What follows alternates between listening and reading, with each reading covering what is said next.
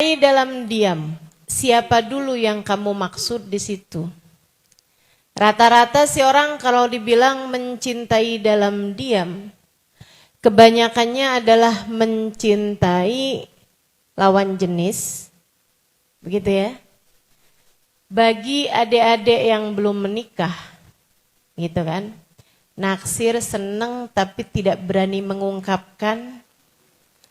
Hingga yang ada adalah berlalu jam demi jam di waktu malam dengan mata yang tak juga mau terpejam karena memikirkan seseorang yang mungkin saat itu sudah ngorok dengan dalam.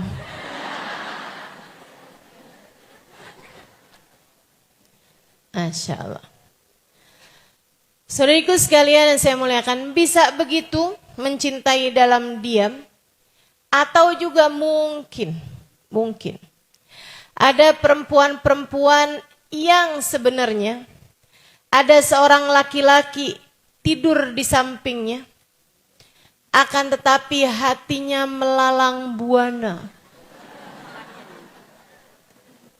memikirkan sesosok tubuh, sesosok makhluk yang lain yang tidak ada di sampingnya, akan tetapi dia tahu hatinya lebih mencintai laki-laki tersebut. Dia bilang, saya mencintai dia dalam diam. Itu bisa begitu maknanya, atau bisa ada yang lebih tinggi daripada itu. Ketika hatimu diam-diam, ketika kalimat di lisanmu tak terucap, akan tetapi hatimu mengembara pergi kepada seorang manusia yang meski tubuhnya tak lagi ada di atas muka bumi, akan tetapi rahmat dan kasih sayangnya akan senantiasa ada untuk kita umatnya. Jadi masalahnya kepada siapa cintamu tertuju? Ia bisa merupakan pintu-pintu pembuka zina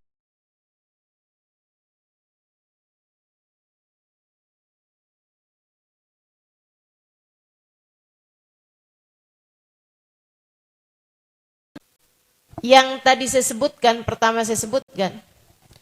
Seorang perempuan mencintai seorang laki-laki yang mungkin sering dia lihat lewat di depan rumahnya, yang mungkin sering dia lihat di halaman sekolahnya, di halaman fakultasnya, atau mungkin seorang laki-laki yang dia sering bersinggungan dengannya di tempat kerja, akan tetapi dia merasa, bukankah kalau saya mendekatinya, bukankah kalau saya menunjukkan rasa cinta saya kepadanya, itu adalah sesuatu yang dosa, atau saya khawatir nanti saya akan kecewa. Maka dia pun memilih untuk mencintai dalam diam. Dek, saya manggilnya Dek nih yang beginian nih. Kayaknya nggak kebayang kalau umur perempuan tersebut 50 tahun. Masa 50 tahun masih pakai seragam sekolah? Teman-teman saya sekalian, untukmu yang sedang berada di dalam rasa yang seperti itu adalah ujian yang Allah Subhanahu wa Ta'ala berikan kepadamu untuk Allah mengujimu. Namun sebelum kamu merasa Aduh, ujian ini sangat berat ya Ustazah. Teman-teman sekalian yang saya muliakan, kamu juga harus tahu bahwa itu adalah sebuah kenormalan. Kamu normal. Kalau masih senengnya sama orang yang pernah kamu lihat. Yang gak normal tuh, orang-orang tuh, nonton drama Korea, sampai aktor yang dia lihat di drama Korea, dia pasang posternya di mana-mana. Ini yang ketawa merasa atau gimana nih? Sampai jangankan ketemu orangnya, baru ngelihat fotonya doang.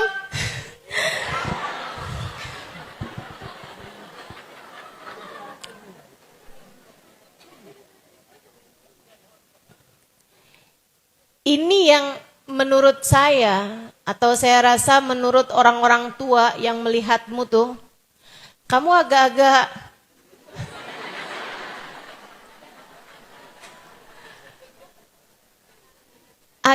nggak normal gitu. Dalam pandangan kami para orang tua ini ya. Saudariku sekalian yang saya muliakan, atau misalnya gitu, kamu jatuh cinta kepada yang kamu pikir ada, alien. Itu nggak normal teman-teman, nggak normal. Tapi selagi kamu merasa tertarik dengan lawan jenis, di usia-usiamu 17, 18, 19, di usiamu mungkin 20, 21 tahun, itu adalah sesuatu yang sangat normal. Kalau saya liatin sih jatuh cinta kepada lawan jenis seperti ini nih, kayak semacam penyakit cacar buat hidup orang. Kayaknya semua orang pasti pernah kena deh, betul nggak? Cuman beda waktu aja. Ada yang kecil, ada yang dewasa, ada yang tua, kan begitu ya? Meskipun kalau urusan jatuh cinta, kayaknya rata-rata di usia-usia balik begitulah. Nggak normal juga kalau anak saya nih Ustazah jatuh cinta Ustazah sama laki-laki. Umurnya berapa? 4 tahun. Nggak normal kan? Ada usia-usia normal ya. 12, 14 gitu kan. 12 belum. 15, 17 gitu kan. Meskipun nih dengan adanya tayangan-tayangan di televisi, sinetron-sinetron, film-film, atau bahkan tayangan-tayangan di mana-mana, bikin anak-anak zaman sekarang urusan begituan gedenya cepet. Masa ada anak SD kelas umur 8-9 tahunan, dia tulisin surat ke temannya. Dia bilang, Umi, nanti pulang sekolah kita jalan bareng ya. Dijawab sama temennya, siap Abi.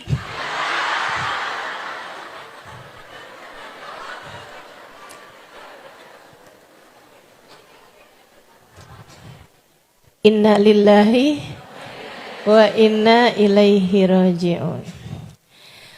Saudaraku sekalian saya muliakan, sesuatu hal yang normal.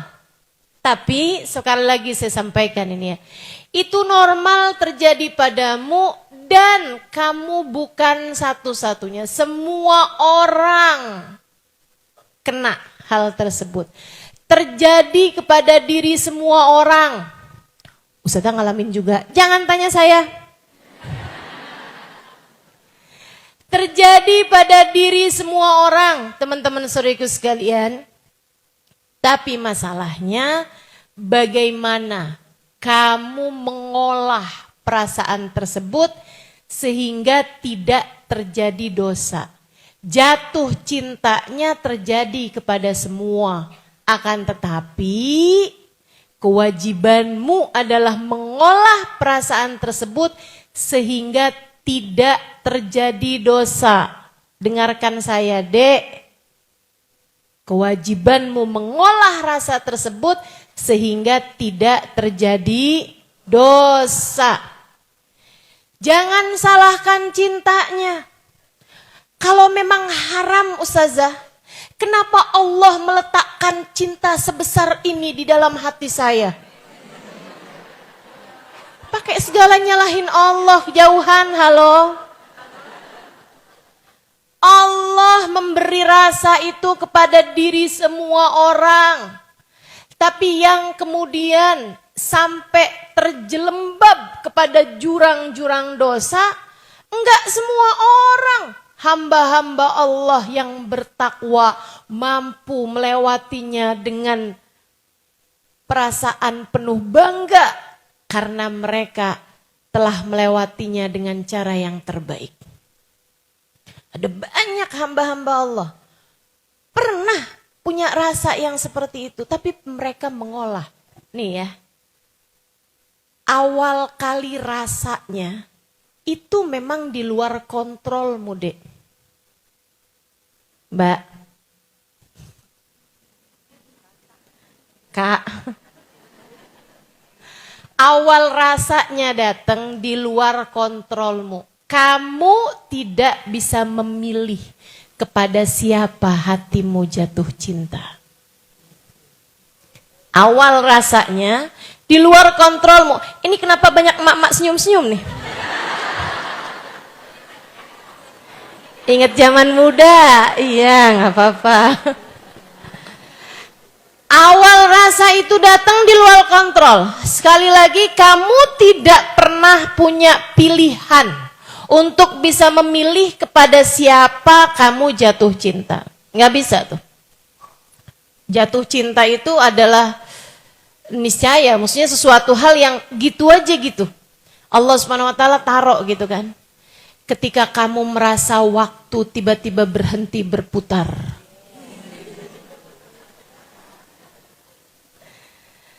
Ketika setiap kali melihat dia, kamu tidak bisa mengontrol bibirmu dari tersenyum. Orang tuh kalau lagi jatuh cinta kan gitu. Ntar dia lihat. Dia lihat lagi.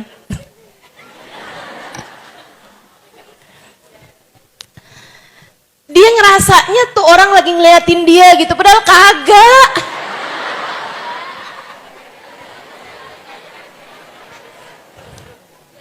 Itu. Rasa awalnya itu Allah Subhanahu wa taala yang kasih, teman-teman. Yang kasih. Dan seperti yang saya bilang, tuh semua orang dapat kayak begituan. Cuman abisnya itu kamu deketin dia, ngajak kenalan, minta nomor telepon, enggak semua orang melakukannya. Karenanya kewajibanmu terhadap rasa cinta yang datang dalam hidupmu adalah mengontrol rasa tersebut sehingga kamu tidak terjebak dalam dosa. Apa dosanya? Saudara sekalian, kalau kamu mengikutinya, itu adalah pintu gerbang pertama. Walaupun rasa cintanya Allah kasih, habisnya itu setan datang kepada hatimu, teman-teman. Setan mengolah rasa tersebut, memintamu untuk mengikutinya. Memintamu untuk mengikuti cinta tersebut. Apabila cinta datang, maka sambutlah panggilannya. Kata setan. Saudaraku sekalian saya muliakan, kata setan. Kata Allah kayak gimana? A'udzubillahi minasyaitonirrajim. Fala tattabi'u khutuwatis syaitan. Janganlah kalian mengikuti langkah demi langkahnya setan. Janganlah kalian mengikuti uluran-uluran tangannya setan. Janganlah kalian ikuti arah yang diarahkan sama setan. Itu setan semuanya tuh. Buktinya apa? Ya kalau kamu mau bukti teman-teman sekalian, coba kamu ikuti perasaan seperti itu, ngajak kamu kemana? Ngajak kamu berantakan hidupnya, berantakan pikirannya, berantakan hatinya. Berantakan semuanya. Ada berapa banyak anak-anak berprestasi, kemudian menjadi kehilangan prestasinya hanya karena sibuk pacaran. Betul?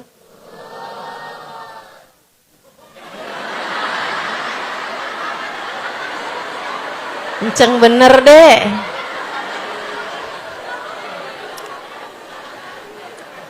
Jangan salah, bahkan ada berapa banyak rumah tangga yang hancur hanya karena sang suami ataupun sang istri merasa sekarang hati saya sudah mencintai yang lain selain dirinya. Ada banyak banget yang kayak begitu. Kejadian banyak teman-teman seriku sekalian. Gimana ya hati saya sudah tidak cinta lagi kepadanya. Kenapa? Kamu mengikuti ajakan-ajakan setan. Ketika setan tersebut menjadikan rasa cinta yang Allah SWT letakkan kepada hatimu sebagai sebuah ujian, dia jadikan sebagai sebuah jebakan demi jebakan mendekatkanmu kepada perzinaan. Na'udzubillah min dzalik. Ustazah, ini tuh nggak zina kok, cuman seneng aja ustazah. Seneng apa? Seneng berdua-duaan. Kamu pikir setan tuh nggak punya pengalaman kerja apa? Setan itu pengalaman kerjanya ribuan tahun. Menggodamu kecil banget buat setan. Setan itu gak bakalan ngajakin anak yang biasa pergi ngaji, bakti sama orang tua, buat langsung zina. Gak sebodoh itu. Dia akan mengajakmu buat kenalan. Kalau kenalan kayak dosa apa kayak nggak dosa? Kayak nggak dosa, betul nggak? Halo? Kamu ngelihat zina dosa besar apa nggak? Oke, sekarang kamu ngelihat kenalan dosa besar apa dosa aja apa nggak dosa? Ayo coba, kenalan doang, kenalan. Kamu anggap dosa apa nggak dosa?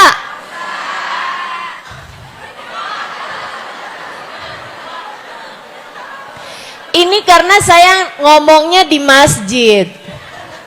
Karena saya nanyanya di masjid. Coba saya nanyanya di sekolah, bukan sebagai Ustazah Halimah, beda lagi jawabannya. Banyak di antara akhwat kita, anak-anak kita, banat kita yang menganggap kenalan doang apa salahnya? Kenalan kok. Di mana letak salahnya? Abisnya kenalan, tukeran nomor HP. Boleh nggak minta HP kamu? Saya cuman punya satu. Maksud saya nomornya juga cuman punya satu.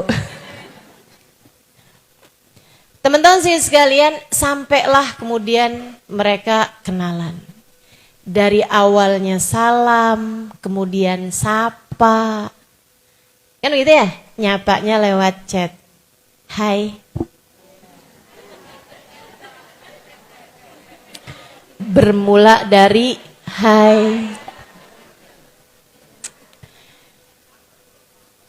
Saudaraku sekalian, habis itu kemudian jawab, hai juga. Apa kabar? Saya yang tadi minta nomor telepon kamu.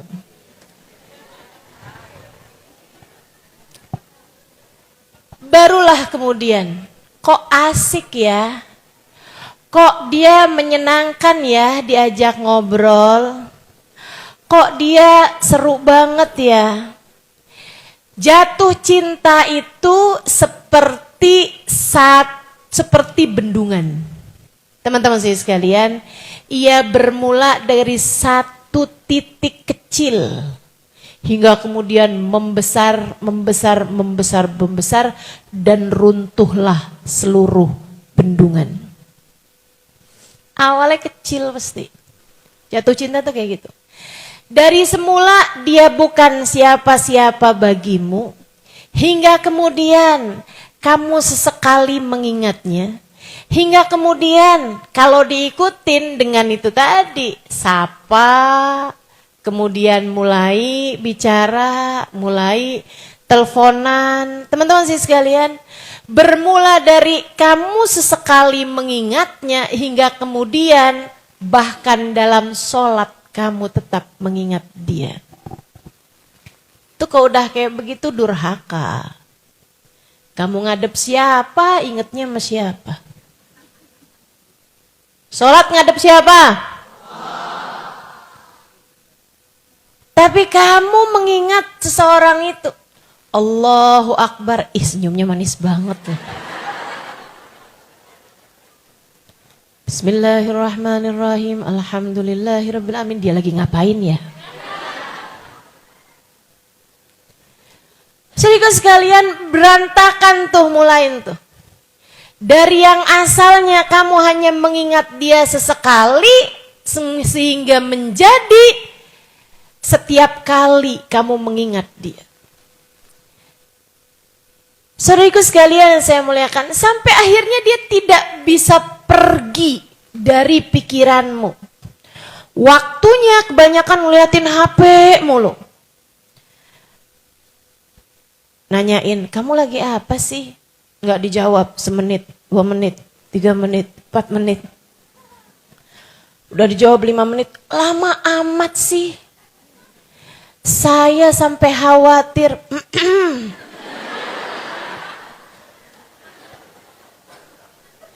Ya Allah, ya Allah. Rusak sudah hidupmu teman-teman. Tuh kalau kayak begitu tuh kamu udah terjangkit. Ya. Terjangkit virus namanya jatuh cinta. Abisnya itu kalau udah teleponan, tungguin aja. Pengen ketemuan, kemudian ketemuan. Dari yang asalnya ketemuan senengnya bareng-bareng, lama-lama berduaan aja ya, yang lain rese.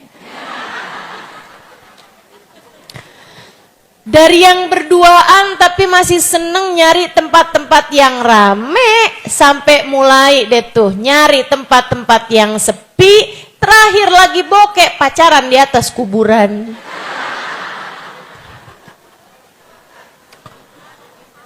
Ya Allah, ya Allah. Beberapa waktu yang lalu saya lewat hutan.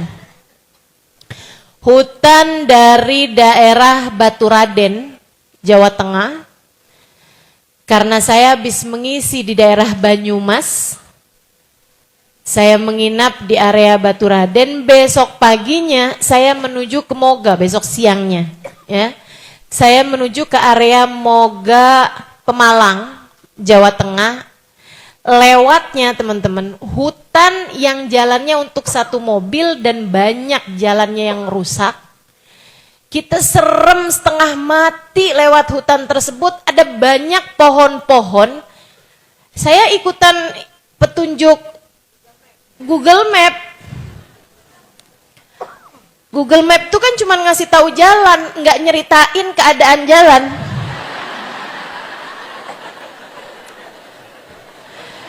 Saudariku sekalian yang saya muliakan, ya mau marah gimana juga kan? Itu sampai dari rimbunnya hutan di situ itu, sampai ada banyak hutan-hutan tuh yang ditumbuhin kayak tali-tali buat gantungannya Tarsan. Tahu nggak sih? Sampai kayak begitu, dari lebatnya akar-akar pohon yang menggantung gitu. Sampai bener-bener rimbun, serem banget perjalanannya teman-teman. Lagi tengah-tengah tengah saya ketakutan, khawatir maksudnya ya. Khawatir seperti itu, khawatir juga tiba-tiba jalannya putus gitu kan. Nggak ada jalan misalnya gitu. Ini gimana nih Google Map yang terhormat? Lagi kayak begitu teman-teman saya sekalian, di semak-semak. Saya lihat ada sebuah motor yang di atasnya ternyata terdapat seorang laki-laki dan perempuan yang sedang berpacaran. Rasanya pengen saya timpuk aja tuh.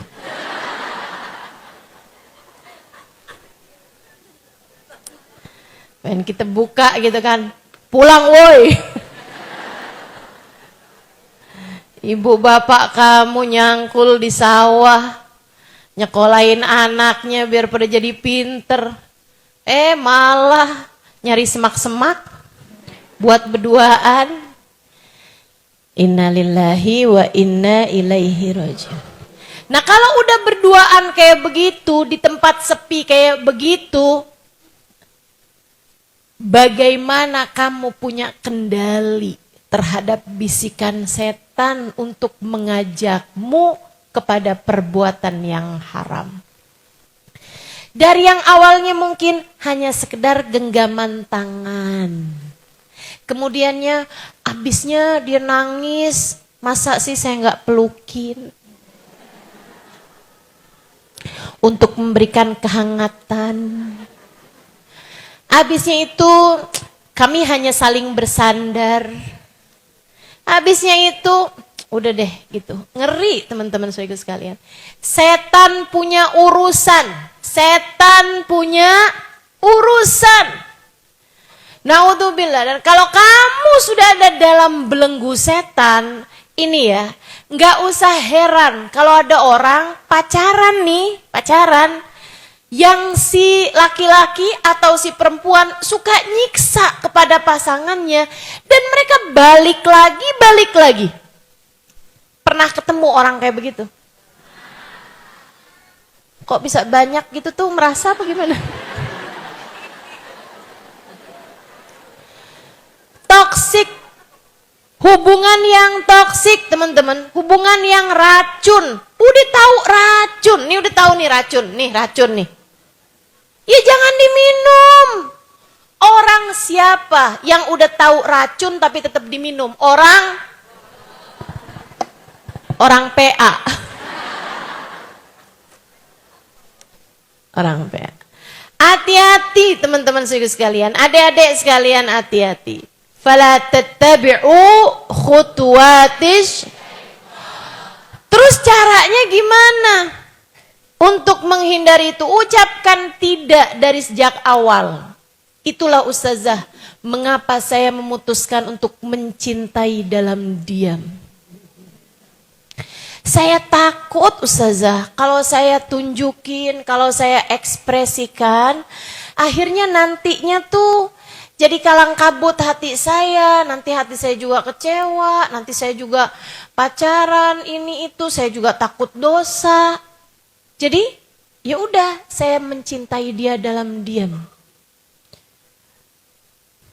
Terus apa yang kamu lakukan? Saya mendekapnya dalam doa. Kusebut namanya dalam sepertiga malam. Kala tangan-tangan malaikat kepak-kepak sayap mereka siap mengaminkan doa-doa saya.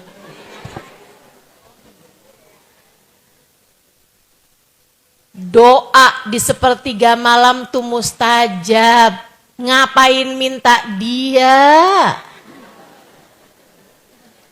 Kalau kamu tahu sesuatu yang sangat berharga dan kemudian kamu ditanyakan apa yang kamu mau, ngapain minta barang remeh, barang temeh, atau sesuatu hal yang kamu tidak tahu pasti bagus atau tidaknya. Jadi sekalian, nih kamu nih ya, misalnya gitu, dapat hadiah dari orang yang sangat kaya raya misalnya. Dia bisa memberikan kepadamu bahkan uang 100 juta, misal. Terus dia bilang, kamu akan saya kasih hadiah, kamu minta apa? Ada nggak di antaramu yang bilang wafer di kaleng kongguan? Ada yang mau minta kayak gitu? Enggak. Kamu pasti akan meminta sesuatu hal yang menurutmu sangat berharga gitu. iPhone yang terbaru, misal, ya kan ya? Cincin berlian, misal, atau apalah gitu, yang menurut kamu sesuatu yang berharga. Demikian pula dengan doa sepertiga malam yang terakhir, dan kamu minta si fulan, dan kamu minta cinta dari seorang manusia, dan kamu berharap seseorang yang itu dia, kamu mencintainya dalam diam. Apa doamu? Saya mau tahu apa doamu. Ya Allah, jodohkanlah saya dengannya. Sebab saya mencintainya ya Allah. Kalau ternyata dia bukan jodoh saya, carikanlah orang yang seperti dia ya Allah. Matanya, hidungnya, kepribadiannya, indah senyumnya. Ya Allah, daripada repot-repot mending dia aja ya Allah.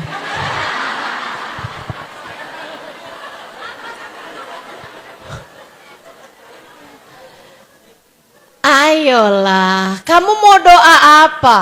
Mau doa apa? Sedikit sekalian saya muliakan. Iya. Habis gimana dong Ustazah? Sekarang pacaran gak boleh. Mencintai dalam diam, dalam doa juga gak boleh. Yang sebaiknya apa? Saya pernah lama berpikir hal ini. Karena saya sukanya mikir. Kenapa Allah mengenalkan rasa cinta sedalam, seperih itu dalam hati kita. Saya kalau liatin cinta, jatuh cinta, semua jatuh gak sih? Rasanya perih, betul? Rasanya sakit.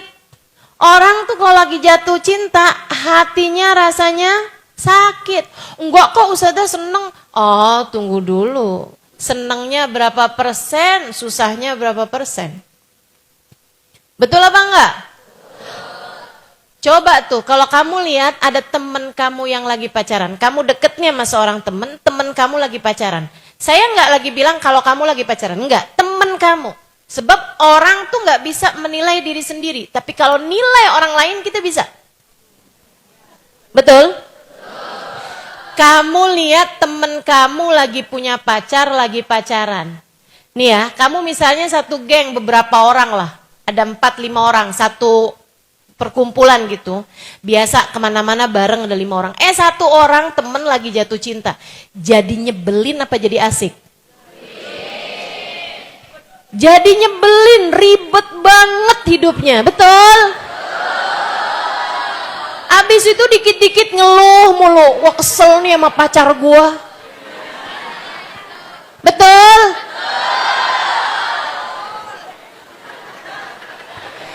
Terlihat hidup dalam bahagia atau terlihat hidup menyedihkan? Banget. Apalagi kalau udah dia cemburu, apalagi kalau udah dia nangis-nangis, apalagi kalau udah dia banting pintu, nangis di balik pintu. Siapa sih tuh yang ngajarin nangis di balik pintu? Saudariku sekalian yang saya muliakan, jadi suatu yang gak asik. Orang jatuh cinta tuh jadi bego teman-teman. Ini istilahnya seorang psikolog ya. Orang tuh kalau jatuh cinta, itu ada apa istilahnya neuron dalam pikirannya. Teman-teman saya sekalian, hormonal neuron yang setara dengan narkoba. Yang setara dengan narkoba, dengan narkotika. Jadi nggak bisa berpikir waras, jadi nggak bisa lagi memuliakan orang tua, jadi repot semuanya, berantakan semuanya teman-teman. Ya mestinya kayak gimana Ustazah? Olahlah rasamu hingga rasamu tidak menjebakmu, mengantarkanmu kepada perbuatan dosa. Saya lama mikirin, kenapa sih? Kenapa gitu? Apa hikmahnya? Allah memberikan rasa cinta di hati kita kepada seseorang gitu. Sampai bikin berantakan hidup kita, sampai hati kita terpenuhi dengan dia, sampai kita mikirin dia terus-terusan gitu. Dan saudaraku sekalian, wallahu a'lam, tapi saya rasa kenapa Allah mengenalkan kepada kita rasa cinta yang bisa begitu dalam dan menyiksa di hati kita? Karena Allah hendak memberitahu kita bahwa kamu bisa mencintai sedalam itu. Kamu bisa mencintai sebesar itu. Kamu bisa punya rasa ingat kepada seseorang seintim itu, sebanyak itu. Maka jadikanlah orang itu. Hanya beberapa hari saya berjumpa dengan beliau.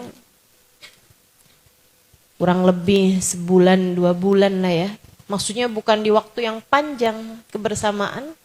Akan tetapi subhanallah, menorehkan kisah indah luar biasa. Saya jumpa sama beliau di kota Tarim. Kemudian setahun berikutnya saya diundang oleh beliau untuk mengisi Tarim Hadramut Yaman ya. Saya jumpa di sana. Kemudian tahun itu juga saya pulang kembali ke Indonesia untuk mulai mengajar dan berdakwah. Dan kemudian tahun itu, setahun kemudian dari perjumpaan saya, beliau mengundang saya untuk mengisi daurah. Mengisi semacam pesantren kilat selama kurang lebih 2 minggu di madras, di majelis taklim yang beliau buka di kota Salalah, Oman.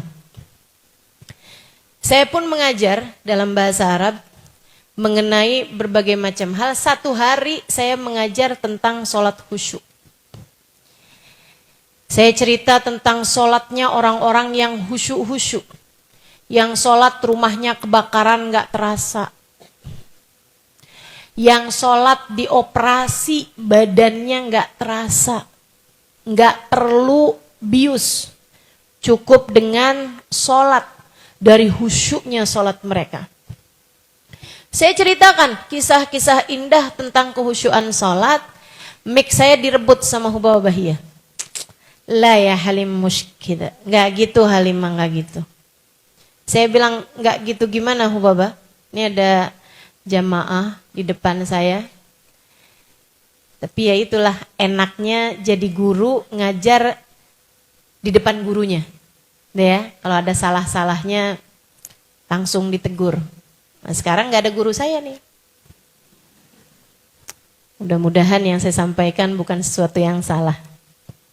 Karena memang sudah, saya hanya melanjutkan apa yang disampaikan guru-guru kami ya. Jadi insya Allah keakuratannya teruji lah. Sehingga sekalian, Hubaba Bahia rebut mic saya, kemudian beliau bilang gak gitu Halimah, gak gitu. Saya bilang gak gitu gimana Hubaba? Haula, kata beliau, yang kamu ceritakan itu adalah orang-orang lain itu, mereka Halimah, jangan kamu anggap 1 hari kita bisa sholat, rumah kita kebakaran, kita gak terasa. Jangan pernah harap 1 hari kita dioperasi, terus kita bilang sama dokternya gak usah pakai obat bius, saya akan sholat aja. Kejauhan nak kamu bahasnya. Andai sholat itu tangga, yang kamu ceritakan adalah orang-orang yang berada di tangga yang paling tinggi. Sementara kita nih, andai tangganya nih 100, kita nih di tangga bawah nih. Dari tangga 2 naik tangga 3, naik tangga 4, merosot lagi. Sholat kita masih yang nyari kunci gak ketemu, giliran sholat inget. Betul.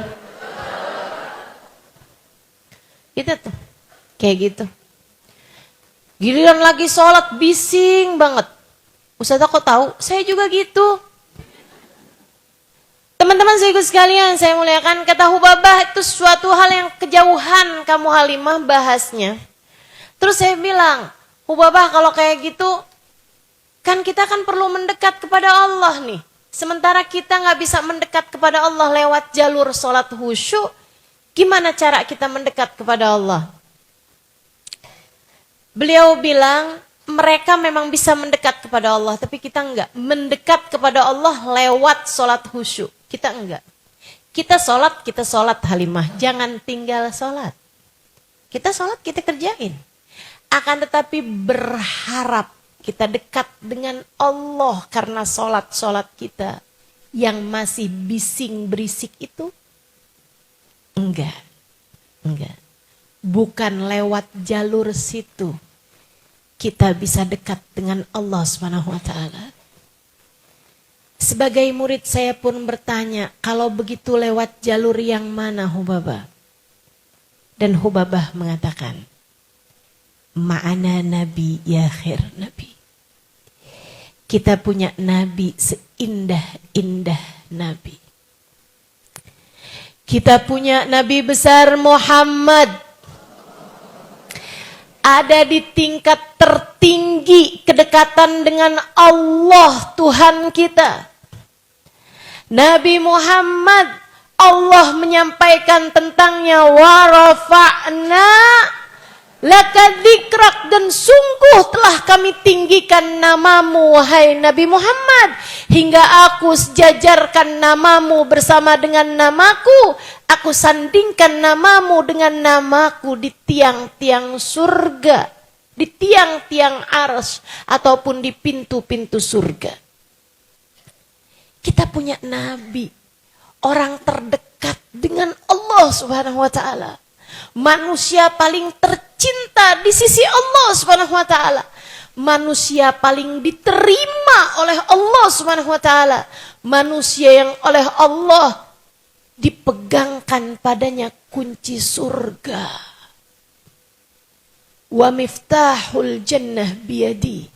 Kunci surga aku yang pegang, kata Nabi besar Muhammad sallallahu alaihi wasallam.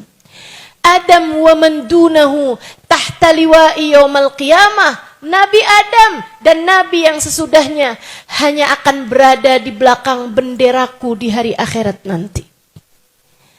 Kata Hubabah Bahiyah, Nabi Muhammad Halimah kita punya.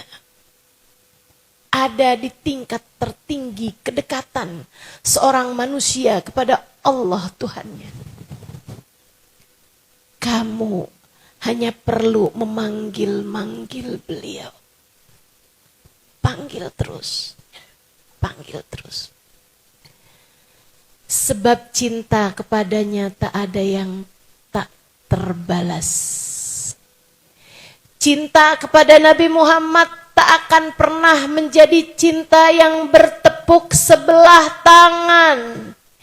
Cinta kepada Nabi Muhammad tak akan pernah menjadi cinta yang mengecewakan. Cinta kepada Nabi Muhammad hanya akan berbuah dengan rasa manis dunia sebelum kelak di hari akhirat nanti. Kita punya Nabi Muhammad. Ini adalah yang paling mungkin untuk kita lakukan dalam rangka pendekatan kepada Allah. Saya tanya lagi, bagaimana cara saya memanggil Rasulullah Hubabah? Dengan banyak sholawatkah? Dengan sering ucap salamkah? Dengan sebanyak mungkin berziarah ke Madinahkah? Atau menghadiri majelis maulidkah? Hubabah tersenyum, kemudian menjawab, Halimah, cintai Nabi Muhammad sebisamu mencintai seseorang. Rindui Nabi Muhammad sebisamu merindukan seseorang. Bukankah kamu pernah merindukan seseorang hingga mengalir deras air mata kerinduan padanya? Bukankah kamu pernah jatuh cinta kepada seseorang yang membuatmu ingat lihat apapun mengingat dia? Bukankah kamu pernah menjadi seseorang yang ada banyak dia dalam pikiranmu? Jadikan orang itu Nabi Muhammad sallallahu alaihi wasallam. Saat itu kamu tak akan pernah disia-siakan oleh Allah.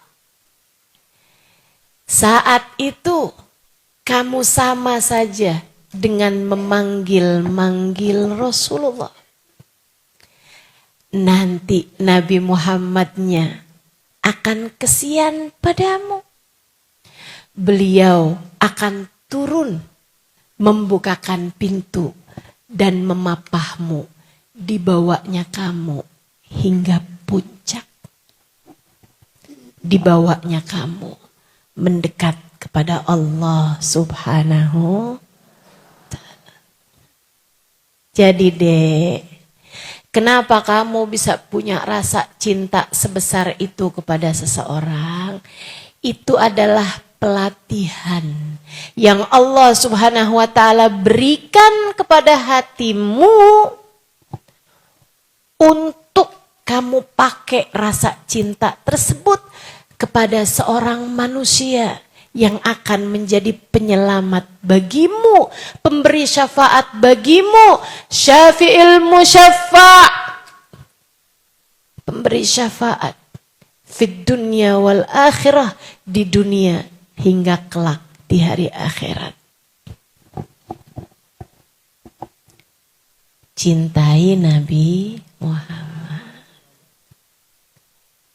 Jadi dek, kalau kamu ngelihat ada teman-teman kamu yang pada punya pacar, jangan kamu ngerasanya, saya iri, saya kapan ya?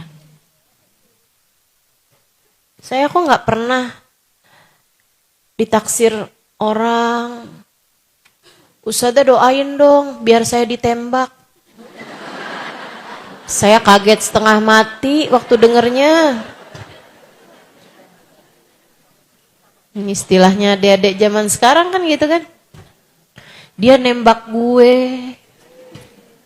Kena enggak? Pas di jantung. Saudaraku sekalian saya muliakan, ketika kamu melihat kawan-kawanmu pacaran gitu, adik-adikku sayang, anak-anakku sayang, cobalah untuk seperti yang kamu tadi sampaikan. Bangun di sepertiga malam terakhir, saat-saat intim antaramu dengan Allah SWT. Salatlah beberapa rakaat. Kemudian beristighfarlah sesudah sholatmu. Kemudian bersolawatlah kepada Nabi besar Muhammad. Kemudian ucapkanlah sesudah kamu bersolawat beberapa solawat. Sampaikanlah, ya Rasulullah, saya umatmu. Teman-teman saya pada mulai punya pacar, wahai Rasul. Tapi saya tidak mau melakukannya, andai pun ada yang datang mendekati saya. Karena saya berharap menjadi umat yang kau terima cinta dari saya untukmu. Ya Rasulullah, pandanglah aku dengan pandangan kasih sayang. Lihatlah diriku, wahai Rasul, yang selalu berucap La ilaha illallah Muhammad Rasulullah. Engkau utusan Allah untukku. Aku hanya akan memperkenankan hatiku untukmu, ya Rasulullah. Berkenanlah ada dalam hatiku untuk aku mencintaimu. Itu enak. Itu enak. Kemudian rasakan betapa damai cintanya. Rasakan. Begitu indah cintanya, rasakan. Begitu indah kasih sayangnya saat itu. Kamu akan menjadi seseorang yang setiap kali disebutkan namanya, lisanmu akan segera bersolawat padanya. Saat itu, kamu akan mencari-cari tahu tentangnya. Kamu akan hadir di majelis-majelis yang mengingatkanmu kepadanya. Saat itu, kamu akan menjadi seseorang yang air matamu berlelehan ketika kamu berucap, Ya Nabi salam alaika, Ya Rasul salam alaika, Ya Habib salam alaika, salawatullah alaika. Saudaraku sekalian saya muliakan, saat itu Allah akan menghadirkanmu untuknya dan Allah akan menghadirkannya untukmu. Hidupmu akan jauh lebih bahagia. Tak akan lagi kamu segitunya mengejar-ngejar cinta manusia. Sebab cinta manusia terindah telah berhasil kamu rasakan. Makanya teman-teman, kalau kamu bisa sedalam itu cinta sama orang, kamu merasa nih sekarang nih, saya kok bisa dalam banget ya Ustazah cinta sama orang. Itu pasti karena kamu belum dalam cintanya kepada Nabi Muhammad. Atau bahkan belum cinta kepada Nabi Muhammad. Orang kalau udah kenal cinta sama Nabi Muhammad, sama yang lain biasa-biasa aja. Ustazah maksudnya dia gak bisa cinta sama suaminya. Urusan lain nih. Dia cinta sama suaminya, tapi cintanya biasa-biasa aja. Gak akan ada ceritanya, suami saya nih sekarang jatuh cinta perempuan yang lain. Cinta ditolak, sianida bertindak. Gak ada. Gak akan ada ceritanya, orang kalau udah cinta sama Nabi Muhammad di hatinya nih gede teman-teman. Gak akan ada ceritanya sampai dia itu berusaha cari tahu kemana pergi suaminya. Kemudian kau besar cintanya nih kepada Nabi Muhammad SAW. Gak akan ada ceritanya juga gitu. Dia sakit hati kepada perempuan. Sakit hati yang besar banget kepada perempuan yang suaminya jatuh cinta lagi kepadanya. Sampai bikin dia akhirnya, jadi suami saya bisa selingkuh, saya juga. Gak akan ada ceritanya kayak begitu. Perempuan yang punya cinta besar kepada baginda Nabi besar Muhammad sallallahu alaihi wasallam, enggak akan ada ceritanya. Ini hidung kurang mancung, biar suami saya tambah seneng dah sama saya operasi plastik. Enggak akan ada, menghalalkan segala cara demi untuk suami, enggak ada. Kenapa gitu? Sebab saya baca dalam Al-Quran. A'udzu billahi minasyaitonir rajim. Wal mu'minuna asyaddu hubban lillah. Orang mukmin gak akan pernah besar cintanya kepada apapun dan siapapun, sebab orang mukmin cintanya yang terbesar kepada Allah. Orang mukmin cintanya kepada Allah, cintanya kepada Rasulullah penuh seluruh ruang hatinya. Hingga dia tidak akan pernah mencintai siapapun dan apapun lebih daripada cintanya kepada Allah dan Rasulnya. Ada, biasa-biasa aja. Gede cintanya, tapi bukan kepada manusia selain Nabi besar Muhammad SAW. Kalau kamu ngerasa cinta kamu gede sama siapapun, coba liatin. hati kamu belum gede cintanya kepada Allah, belum gede cintanya kepada Rasulullah. Gedein cinta kamu sama Allah dan Rasulnya. Nah, tenang hati kamu. Tenang jiwa kamu, teman-teman. Insya Allah. Jadi mencintai dalam diam gimana Ustazah? Bagus jika kamu mencintai yang seharusnya dicinta. Nabi Muhammad dan Tuhannya Nabi Muhammad. Allah subhanahu. Tapi mencintai manusia-manusia yang punya kekurangan sepertimu juga. Mencintai orang-orang yang kamu ketemu di sekolahmu, di tempat kerjamu. Enggak teman-teman. Enggak banget.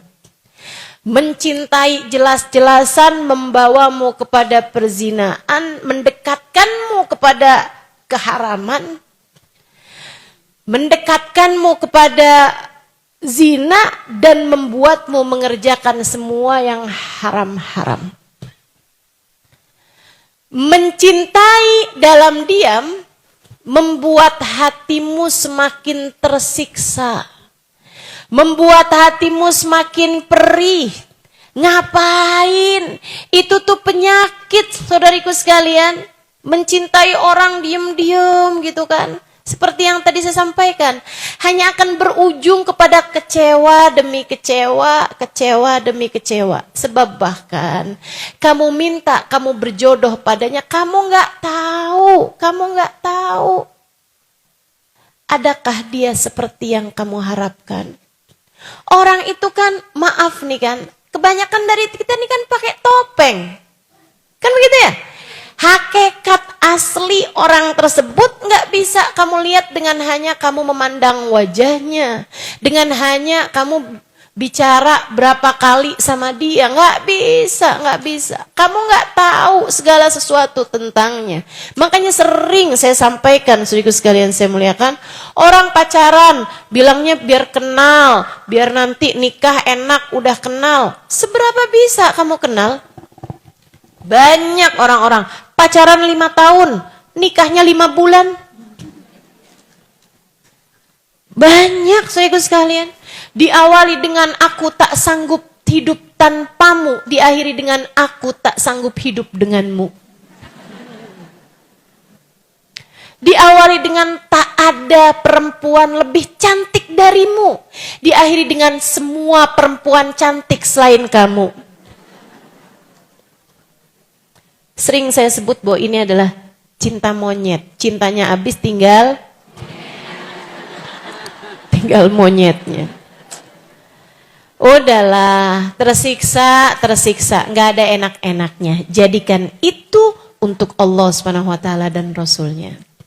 Sekarang terakhir nih, saya mau sampein beberapa poin penting tentang untukmu yang sedang terjebak dalam rasa cinta yang haram. Untukmu yang mendengarkan di sini ataupun yang mendengarkan secara online kajian saya, yang sedang terjebak dalam cinta yang haram, entah itu mencintai yang tidak dalam hubungan pernikahan, adik-adik nih belum menikah, udah pacaran, sering jalan bareng, atau bahkan ya gitulah ya. Saudaraku sekalian saya muliakan, mengerjakan hal-hal yang diharamkan Allah sampai kepada keharaman-keharaman yang besar misalnya gitu. Atau untukmu yang bahkan sudah menikah akan tetapi hatimu terjebak kepada mencintai yang tidak halal bagimu. Saya kasih tahu caranya keluar dari jebakan-jebakan itu. Step by stepnya keluar. Yang pertama, ya saya udah tulisin nih. Tips meninggalkan perbuatan dosa. Terutama dosanya zina ini ya. Dosanya zina atau hal-hal yang mendekatkan kepada zina. Yang pertama, taubatilah dengan sungguh-sungguh. Taubati yang sungguh-sungguh. Nangis sama Allah, ya Allah, nih kalau saya meninggal dalam keadaan seperti ini ya Allah. Gimana saya menghadapi pertanyaan mungkar nakir? Ya Allah, kalau saya meninggal pada masa-masa seperti ini, ya Allah, hati saya sedang kayak gini, gimana ceritanya ya Allah? Bagaimana wajah saya? Bagaimana saya bisa berjumpa dengan Nabi Muhammad? Dek, guru saya Al-Habib Umar bin Hafid mengatakan, At-Tahir, la yanzur ilaihi lat-tahir. Nabi Muhammad itu suci.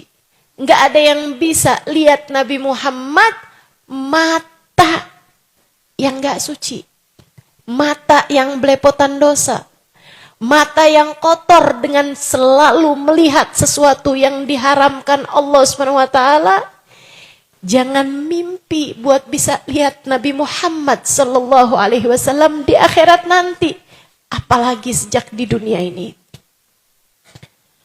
Bukankah kamu sedang belajar untuk mencintai Nabi Muhammad? Kalau masalahnya seperti itu, maka orang kalau lagi pacaran, yang dilihat barang haram semua.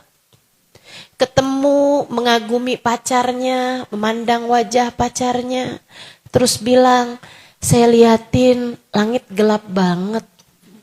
Ternyata semua bintangnya pindah di matamu.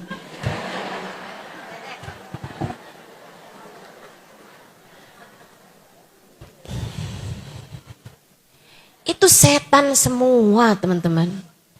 As-sahmul masmum min iblisil marjum. Katanya Nabi Muhammad, nazar, memandang kepada yang enggak halal, itu adalah anak panah beracun yang dibidikkan oleh iblis kepada hati seseorang.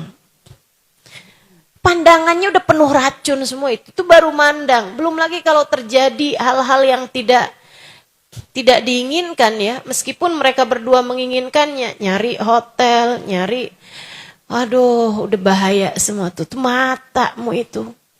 Bukankah kamu berharap bisa memandang wajah Nabi Muhammad? Bukankah kamu berharap di akhirat nanti kamu bisa memandang wajah Sayyidah Fatimah Zahra? Sayyidah Fatimah tuh pernah bilang, al-khair lin nisa an la tara rajulan wa la yaraha rajul. Sebaik-baik hal yang dilakukan perempuan adalah tidak melihat laki-laki dan tidak dilihat laki-laki yang bukan mahramnya. Itu sebabnya saya pakai cadar dan hanya membuka ketika semuanya perempuan. Saya lagi belajar. Kepengen jadi perempuan yang wajah saya tidak dilihat laki-laki. Dan saya belajar untuk tidak melihat laki-laki yang bukan mahram saya. Teman-teman saya sekalian, sudah berhasil? Belum. Namanya juga orang belajar. Ya kan begitu? Makanya saya minta semua yang hadir di majelis-majelis saya, jangan foto saya. Kenapa gitu? Takut tar fotonya hilang, kan ada yang lihat. Kan begitu? Udah aman-aman jangan foto saya. Ustazah saya foto buat saya aja kok, diem-diem aja. Ya kan kamu gak tahu gitu. Nanti kemana foto itu, ya kan? Udah, lagian mata bisa lupa siapa yang dia lihat. Tapi hati tak pernah lupa siapa yang dia cinta. Kita biar terhubung dengan hati aja. Begitu kan ya? Saudaraku sekalian saya muliakan. Taubati dosa-dosamu itu. Ustazah saya nih sekarang masih lagi pacaran nih. Saya taubat Ustazah. Taubat. Kenapa gitu? Karena teman-teman saya sekalian, walaupun kayaknya nih saya kalau ketemu sama dia lagi nih, saya kayaknya bakalan balik lagi dah. Saya bakalan cinta lagi, saya bakalan ini lagi. Saudaraku sekalian saya muliakan, kamu tahu itu haram, taubatin dulu aja. Kamu gak pernah tahu, mungkin abis kamu taubat kamu mati. Betul apa enggak? Mungkin habis taubat kamu mati, sehingga kamu mati dalam keadaan sudah bertaubat. Mungkin sesudah kamu taubat dan kamu putus sama dia gitu, dianya kemudian meninggal dunia, kamu menyelamatkan dia juga. Maka saudaraku sekalian saya muliakan, taubatilah. Taubati dulu aja. Ya Allah, maafin mata saya ya Allah, yang suka lihat yang haram-haram, maafin telinga saya ya Allah, yang dengerin dia ngomong sampai jam 4 pagi. Saya udah ngantuk nih, tutup dong, kamu aja. Sampai subuh. Sehingga sekalian yang saya muliakan, ya Allah maafkan lisan saya ya Allah. Maafkan tangan saya ya Allah, maafkan kaki saya ya Allah. Maafkan semua anggota tubuh saya ya Allah, maafkan hati saya ya Allah. Taubat teman-teman, minta ampun sama Allah Subhanahu wa taala. Minta maaf sama Allah Subhanahu wa taala atas segala dosa yang telah kamu lakukan. Itu yang nomor 1. Jangan biarkan setan mengelabuhimu dengan bilang, "Alah, tobat, ntar besok juga kerjain lagi." Tobat apaan? Abis ini dia ngechat juga kamu bawa lagi. Abis itu dia bilang, "Jangan putus dong sayang." Kamu juga gak tega lagi. Jangan biarkan setan mengelabuhimu dengan hal itu. Kamu tobat. Habis itu kamu minta sama Allah, ya Allah, beri aku kekuatan. Ya Allah, jauhkan aku dari dosa. Hanya Engkau yang dapat melakukannya. Kalau kamu mintanya dengan sungguh-sungguh, sangat mungkin untuk Allah Subhanahu wa taala ijabah. Yang kedua, percaya bahwa kamu bisa menjauhi dosa tersebut. Jadi pede hatinya. Jadi pede. Apalagi kalau kamu udah mulai ngerti cinta sama Nabi Muhammad, kamu bisa bilang, "Ya Rasulullah, ya Rasulullah, temenin ya Rasulullah, syafaatin ya Rasulullah. Biar saya bisa kuat ninggalinnya ya Rasulullah. Biar saya mampu ninggalinnya ya Rasulullah." Gitu. Sholawatan banyak-banyak. Sholawatan banyak-banyak. Kemudian kamu percaya Allah akan bikin kamu jadi hambanya yang salehah. Nabi Muhammad berkenan menerima kamu sebagai umatnya. Sebab setan tuh, apalagi maaf. Buat adik-adik yang mungkin dosanya udah kegedean, dalam artian pacarannya kebablasan, sampai kepada perzinaan, setan suka kayak gini. Kamu adalah perempuan hina, gak ada yang mau sama kamu kecuali dia. Udah terlanjur kayak begini, ya udah aja gak apa-apa diterusin. Apalagi kalau sampai hamil. Itu deket banget Made sama hal-hal yang seperti itu. Ya Allah, serem banget. Temen saya ngajar SMP. Itu setiap tahunnya ada anak-anak yang gak bisa ikutan ujian karena hamil. SMP loh. SMP. Jangan biarkan setan menyampaikan kepadamu, berhasil mengelabuhi hatimu dengan menyampaikan bahwa kamu adalah perempuan yang hina. Kamu adalah perempuan yang gak pantas masuk surga. Kamu adalah perempuan yang gak mungkin diridhoi Allah Ta'ala. Jangan biarkan setan berhasil memperdengarkanmu hal itu. Bilang sama setan kalau dia ngomong kayak begitu. Tapi saya punya Allah yang kasih sayangnya lebih luas daripada semesta. Saya punya Allah yang ampunannya lebih besar daripada apapun.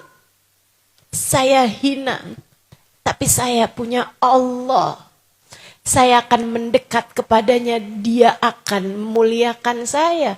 Meski seperti apapun keadaan saya. Saya punya Nabi Muhammad.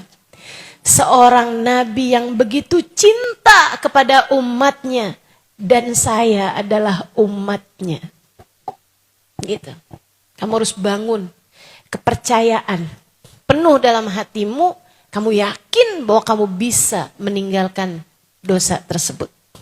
Sebab Allah tuh seringkali memberi sesuai dengan persangkaan kita. Kalau kita nyangka begitu, insya Allah dikasih sama Allah Subhanahu wa taala kemampuan meninggalkan dosa.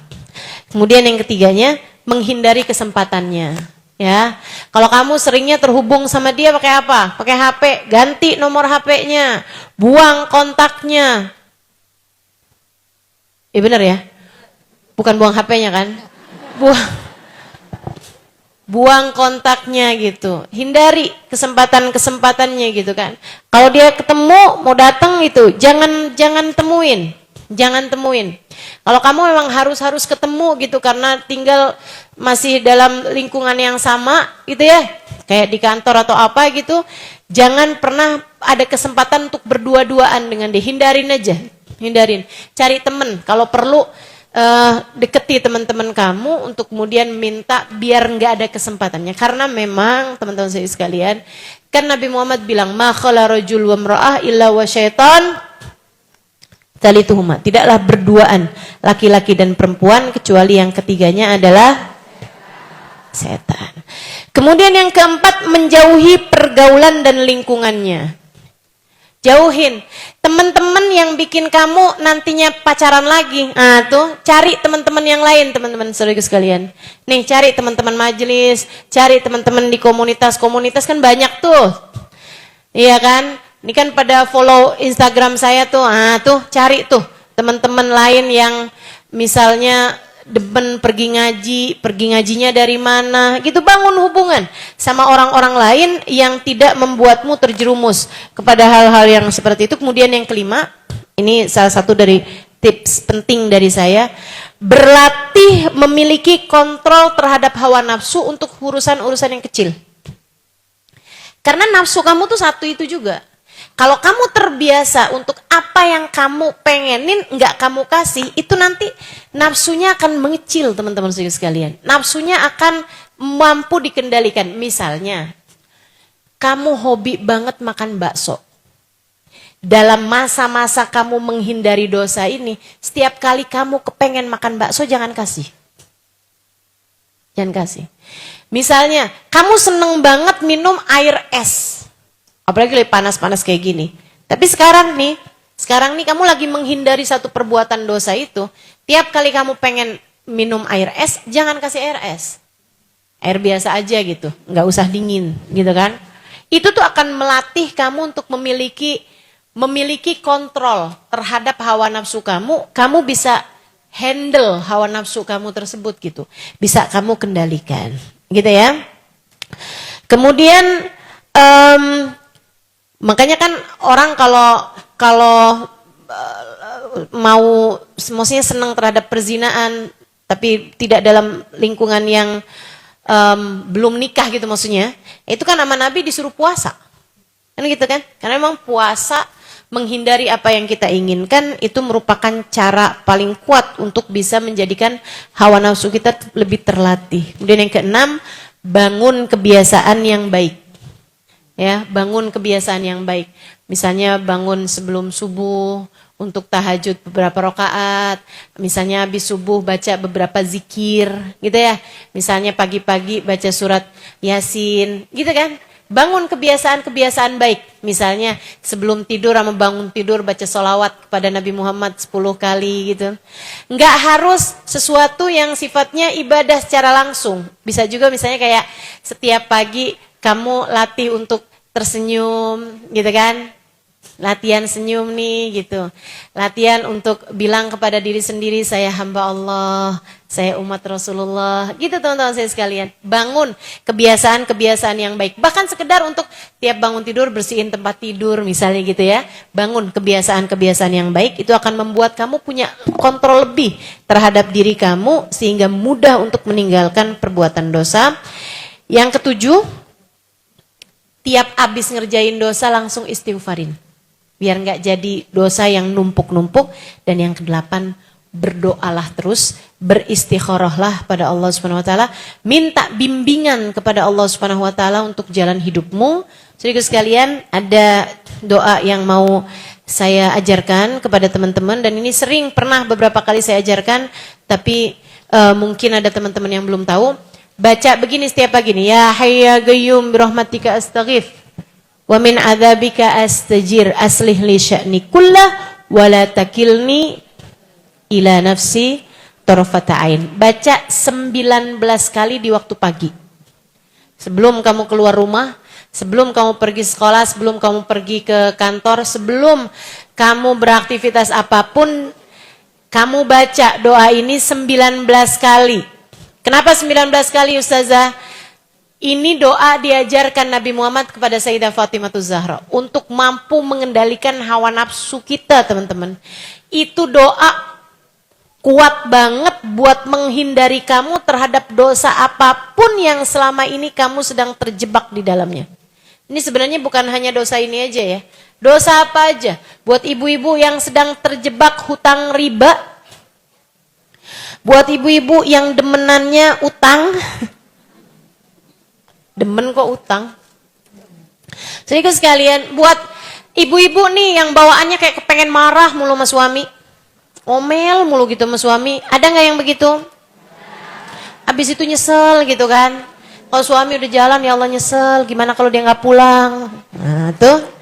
Cobain deh Bu, tiap pagi baca 19 kali doa ini. Ya Hayyu ya Qayyum birahmatika astaghits wa min adzabika astajir aslih li sya'ni kullah wa la takilni ila nafsi tarfatain. Artinya, ya Hayyu ya Qayyum, wahai Engkau ya Allah, Zat yang Maha hidup lagi Maha kuat. Birahmatika astaghits, rahmatmu aku harapkan. Wa min adzabika astajir, azabmu aku berlindung darinya. Azabmu jauhkanlah dariku ya Allah.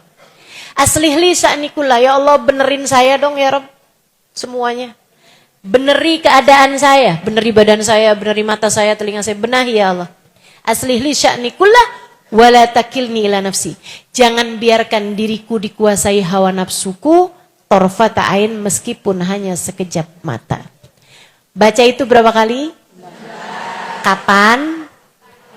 Pagi hari. Insya Allah. Apal? Iya. Yang belum nanti saya taruh aja deh di Instastory saya ya. Instastory itu di mana Ustaz? Di Instagram. Ntar ada yang nanya, Instagram belinya di mana? Iya. Baik, bismillahirrahmanirrahim. Mudah-mudahan Allah Subhanahu wa taala mudahkan kita untuk bisa menjadikan rasa cinta yang Allah taruh dalam hati kita diberikan sesuai dengan yang semestinya. Bawa keselamatan bagi kita dunia akhirat insyaallah. Ala hadhihi niyyah wa bikulli niyatin salihah jami'ah syamilah ila hadratin Nabi Muhammad sallallahu alaihi wa alihi wasallam. Al-Fatihah.